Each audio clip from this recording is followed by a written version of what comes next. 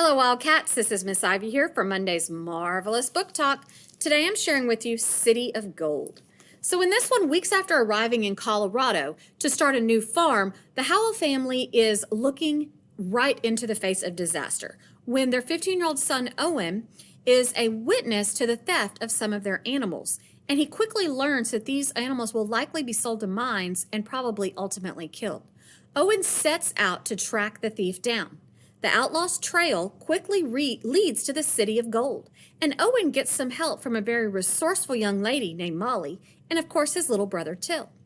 The City of Gold's notorious marshal wants nothing to do with helping these kids find the thief until he identifies that the thief is one of Butch Cassidy's Wild Bunch. So then he is interested in finding the thief. So he takes Owen and his little brother on horseback through the canyon country into some pretty dangerous territory, right directly into the Robber's Roost. So this book is a lot of adventure. There's also some humor in there, and it's about two brothers that will risk whatever they can to save their animals and save their future. So can they do it? To find out, read City of Gold.